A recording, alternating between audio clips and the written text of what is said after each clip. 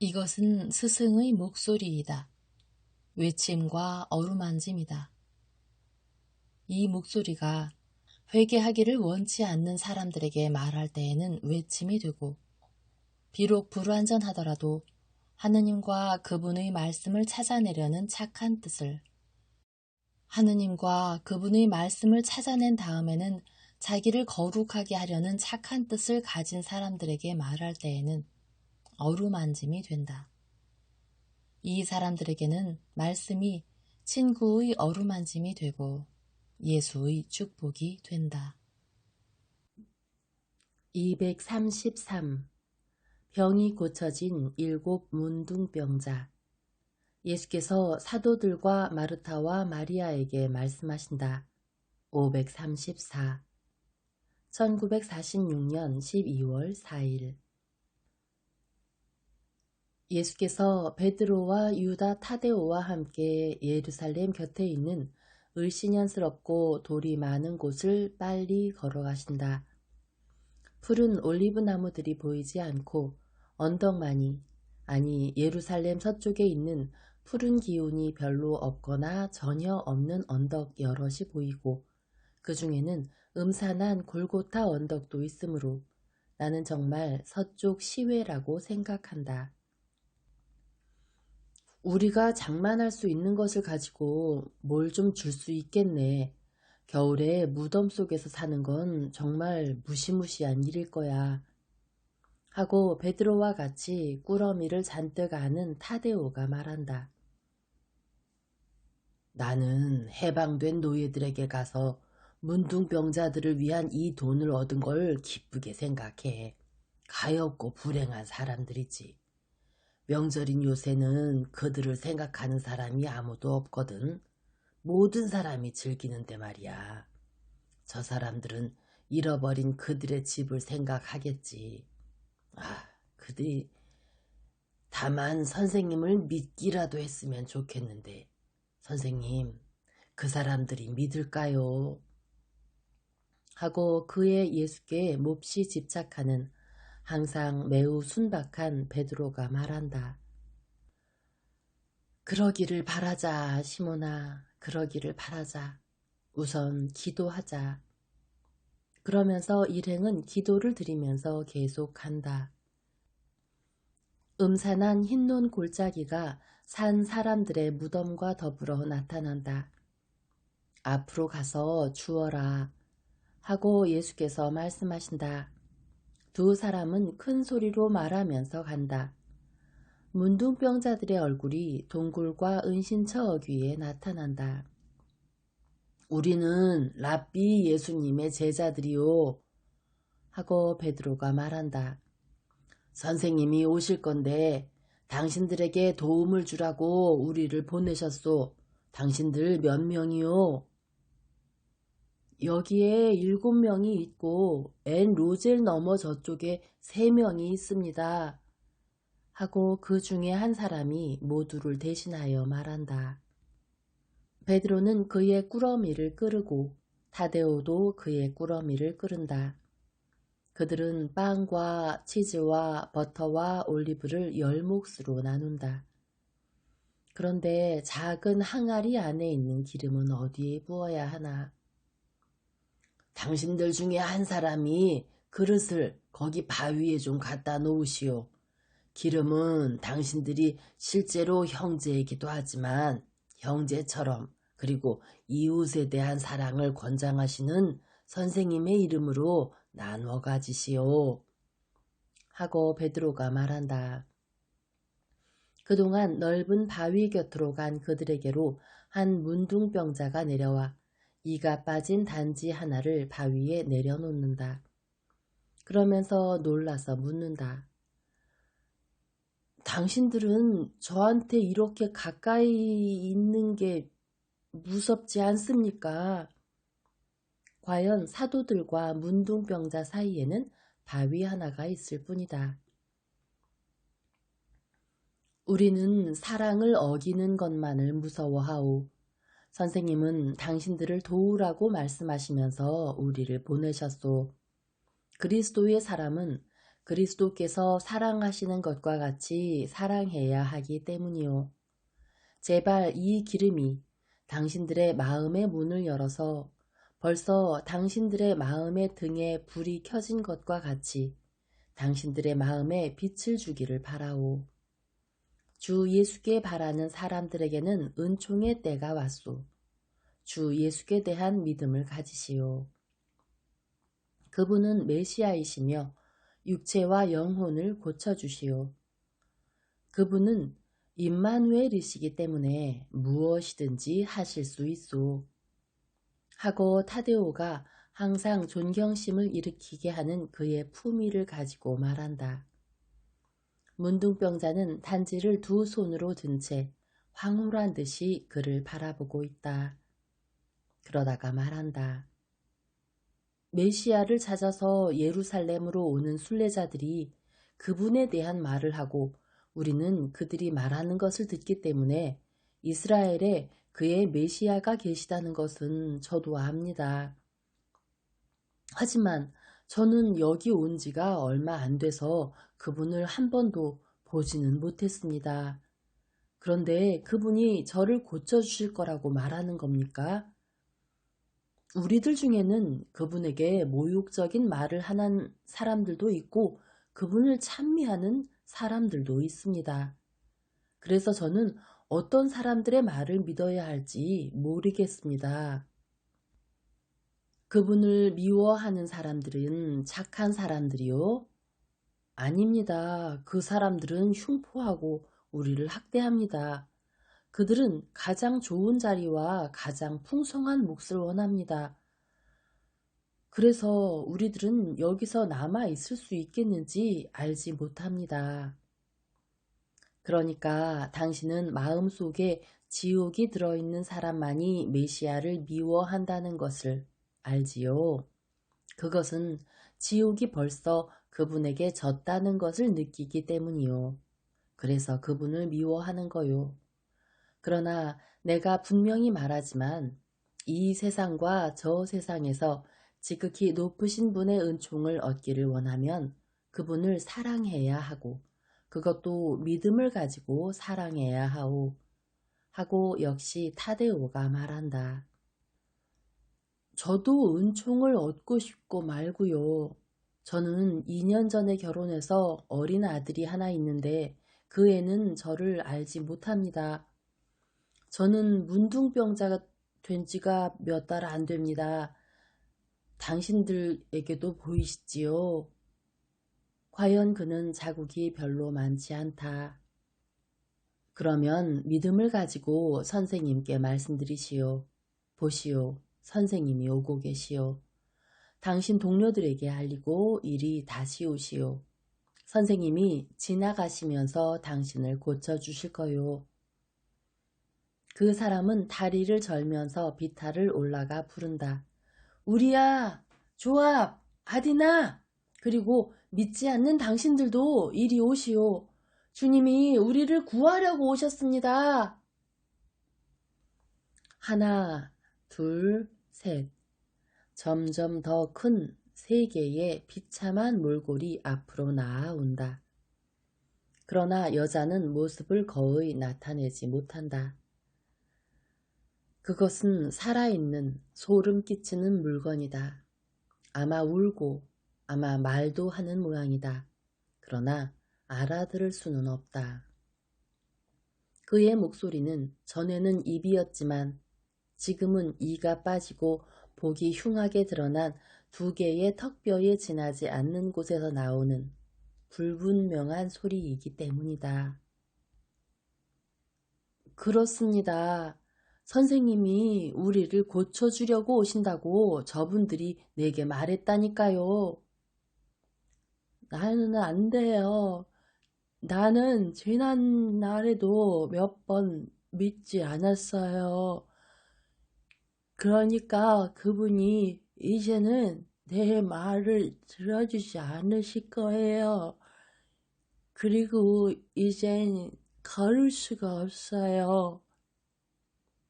하고 여자가 얼마나 어렵게 그렇게 하는지는 모르겠지만 더 분명하게 말을 한다. 그 여자는 남이 알아들을 수 있게 하기 위하여 너덜너덜한 입술을 붙잡느라고 손가락까지 쓴다. 아디나, 우리가 들고 갈게요. 하고 두 남자와 단지를 가진 남자가 말한다. 아니, 아니, 나는 죄를 너무 많이 지었어요. 그러면서 그 여자는 그 자리에 주저앉는다. 다른 세 사람이 할 수 있는 대로 뛰어와서 권력을 남용하는 태도로 말한다. 우선 기름이나 우리를 주시오. 그러고 나서 가보고 싶으면 베엘제불한테나 가보고. 기름은 모두의 것입니다. 하고 단지를 가진 남자가 그의 보물을 지키려고 애를 쓰며 말한다.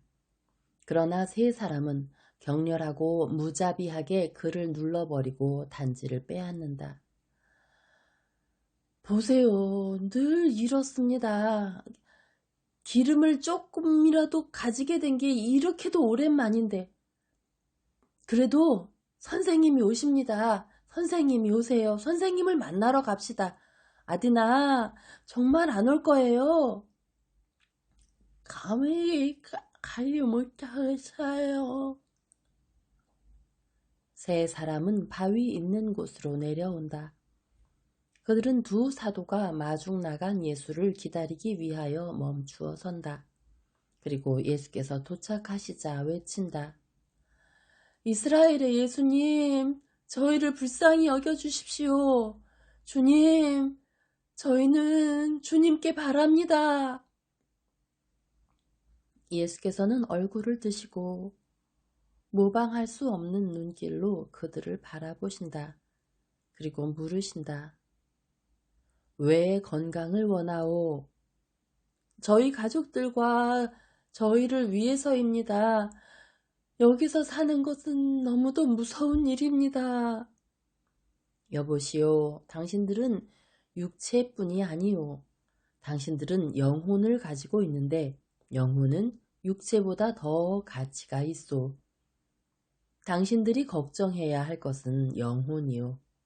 그러므로 당신들과 당신들의 가족을 위해서만 병낫기를 정하지 말고 하느님의 말씀을 알고 하느님의 나라에 들어갈 자격을 얻기 위하여 살 시간을 가지기 위하여 병낫기를 정하시오. 당신들이 의인이요. 그러면 더 의인이 되시오. 당신들이 죄인이요. 그러면 당신들이 지은 죄를 속죄할 시간을 가지기 위해 살게 해주십사고 청하시오. 여자는 어디 있소? 여자는 왜 오지 않소? 죄를 지을 때에는 하느님의 얼굴을 만나는 것을 두려워하지 않았으면서 사람의 아들의 얼굴과는 감히 과감하게 맞서지 못하는 거요. 그 여자에게 가서 그의 뉘우침과 인종 때문에 많은 용서를 받았다고. 그리고 영원하신 분께서는 죄를 뉘우친 사람들의 모든 죄를 사해주라고 나를 보내셨다고 말하시오. 선생님, 아디나가 이제는 걷지를 못합니다. 가서 그 여자를 도와 이리 내려오게 하시오. 그리고 다른 그릇을 가져오시오. 기름을 또 주겠소. 주님, 겨우 다른 사람들에게 줄 것밖에 없습니다. 하고 문둥병자들이 여자를 데리러 가는 동안에 베드로가 낮은 목소리로 말한다. 모두에게 줄 만큼 있을 것이다. 저 불행한 사람들로서 그들의 육체가 이전 상태로 돌아가리라는 믿음을 가지는 것보다 너로서 이 점에 대해 믿음을 가지는 것이 더 쉬우니 믿음을 가져라. 그러는 동안 저 위에 있는 동굴에서는 음식을 나누는 것 때문에 나쁜 새 문둥병자들 사이에 싸움이 벌어졌다. 여자가 들려서 내려온다. 그러면서 할 수 있는 대로 한탄을 한다. 용서하십시오. 과거의 일을 지난 날 여러분 용서를 정하지 않은 것을 자으시오 주님. 저를 불쌍히 여겨주십시오. 문둥병자들은 여자를 바위 아래 내려놓고 바위 위에는 울퉁불퉁한 남비 같은 것을 내려놓는다. 예수께서 물으신다. 말해보시오. 그릇 안에 기름이 불어나게 하는 것이 더 쉽소? 아니면 문둥병이 살을 없앤 곳에 살을 자라게 하는 것이 더 쉽소? 침묵이 흐른다. 그러다가 바로 여자가 말한다. 기름입니다. 그러나 주님은 무엇이든지 하실 수 있으니까 살도 마찬가지입니다. 그리고 주님은 제게 어릴 때의 영혼을 주실 수도 있습니다. 주님을 믿습니다. 오, 아주 근사한 미소다. 그것은 마치 즐거움과 기쁨과 우아함을 잔뜩 싣고 퍼져나가는 빛과 같다. 빛은 눈에도 있고 입술에도 있고 말을 할 때의 목소리에도 있다. 당신의 믿음으로 인하여 병이 고쳐지고 용서를 받으시오. 그리고 당신들도 마찬가지요. 또 기름과 음식물을 받아 식사를 하시오. 그리고 규정에 따라 당신들을 사제에게 가서 보이시오. 내일 새벽에 옷을 가지고 다시 오겠소. 그러면 당신들이 품위를 지키면서 갈 수 있을 것입니다. 자, 주님을 찬미하시오. 이제 당신들은 문둥병자가 아니오. 그때서야 지금까지 주님만 뚫어지게 바라보고 있던 네 사람이 자기 몸을 보고는 놀라서 소리를 지른다. 여자는 일어나고 싶지만 너무 헐벗어서 그렇게 할 수가 없다. 그의 옷은 너덜너덜 떨어져 나가서 그 여자의 몸에는 가려진 부분보다 드러난 부분이 더 많다. 그 여자는 제대로 먹지 못하여 가느다랗게 되었을 뿐인 다시 조직이 살아난 얼굴 모습으로 부끄러움으로 바위에 반쯤 숨어 있는데 그 부끄러움은 예수 때문이 아니라 남자 동료들 때문이기도 하다. 그 여자는 울면서 끊임없이 말한다. 찬미 받으십시오. 찬미 받으십시오. 찬미 받으십시오. 그리고 그의 찬미는 다른 사람들의 병이 고쳐진 것을 보고 화가 잔뜩 난 못된 새 문둥병자들의 소름 끼치는 모독의 말들과 섞인다. 오물과 돌들이 날아온다. 당신들은 여기 그대로 있을 수가 없소. 나와 같이 갑시다. 당신들은 아무런 불행도 당하지 않을 거요. 보시오, 길에 아무도 없소. 정오가 되면 사람들은 집으로 돌아가오. 내일까지는 다른 문둥병자들에게 가 있으시오. 염려 마시오. 내 뒤에 따라오시오. 아주머니 받으시오. 그러면서 여자에게 몸을 가리라고 당신의 겉옷을 내주신다. 네 사람은 조금은 겁을 먹고 조금은 멍해서 네 마리의 어린 양처럼 예수를 따라간다. 그들은 흰논 골짜기의 나머지 부분을 지나 길을 건너 또 다른 음산한 문둥병자들의 장소인 실로암 쪽으로 간다. 예수께서는 비탈 아래에서 걸음을 멈추시고 명령하신다. 올라가서 그들에게 내가 내일 아침 일찍 이곳으로 오겠단다고 말하시오. 가서 기쁜 소식의 선생님을 알리면서 그들과 함께 즐기시오. 예수께서는 음식 남은 것을 모두 그들에게 주게 하시고 그들과 작별하시기 전에 강복해 주신다. 이제는 가자. 벌써 정오가 넘었다. 하고 예수께서 말씀하시면서 베다니아로 가는 낮은 길로 돌아가시기 위하여 돌아서신다. 그러나 곧 고함 소리가 예수를 다시 부른다. 다윗의 후손 예수님, 저희들도 불쌍히 여겨주십시오. 그 사람들은 새벽까지 기다리지 못하는군요. 하고 베드로가 말한다. 저 사람들을 가서 보자. 나를 미워하는 사람들이 내가 은혜를 베풀어 준 사람들의 평화를 깨뜨리는 일 없이 내가 은혜를 베풀 수 있는 시간이 별로 많지 않다. 하고 예수께서 대답하신다. 그리고 실로암의 세 문둥병자들에게로 얼굴을 똑바로 쳐드시고 왔던 길로 되돌아가신다. 그 문둥병자들은 작은 언덕의 평평한 곳에 와서 이미 병이 고쳐진 몸으로 그들 뒤에 와 있는 사람들의 도움을 받으며 그들의 외침을 되풀이한다. 예수께서는 그저 손을 내밀고 당신들이 청하는 대로 이루어지기를 원하오.